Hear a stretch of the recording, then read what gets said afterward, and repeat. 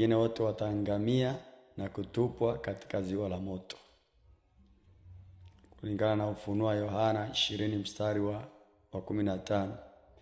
Maandiko yanasema, na iwapo mtu yote hakuonekana ameandikwa katika kitabu cha uzima, alitupwa katika lile ziwa la moto.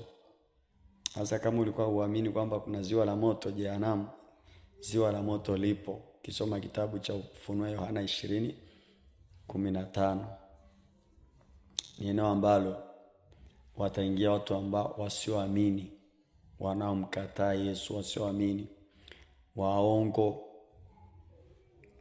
walefi, wasinzi, waasherati, wachawi, waabudu sanamu. Wote sehemu yao ni katika lile ziwa liwakalo moto na kiberiti. Kitabu cha Ufunuo wa Yohana 21 mstari wa 8.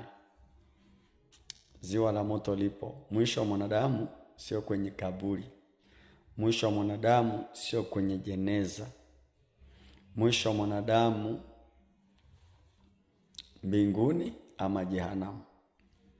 Mwisho wako sio kwenye kaburi. Kwenye kaburi ni sehemu ya mwili wako. Kwenye jeneza ni sehemu ya mwili wako. Lakini sehemu ya mtu. Maana kuna tofauti ya mtu na mwanadamu. Mwanadamu sehemu yake kwenye kaburi, mwanadamu sehemu yake kwenye jeneza, lakini mtu yule wa ndani sehemu yake jehanamu ama mbinguni. Sasa Yesu alikuja kuokoa yule mtu wa ndani. Alikuja kuokoa yule mtu wa ndani. Alikuja ili mtu wa ndani asiangamie, asipotee, asihukumiwe, lakini awe na uzima wa milele. Ndio maana maandiko yanasema kwamba kwa maana jinsi Mungu aliupenda ulimwengu hata akamtoa mwanawe, ili kila mtu amwaminie asipotee bali awe na uzima wa milele.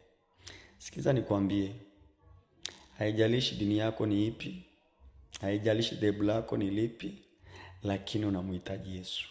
Maana dhehebu lako halitakuokoa, dini yako haitakupa uzima. Unamhitaji Yesu. Unajua kumekuwa na kauli ambazo ni za kitoto, kauli za kijinga tu.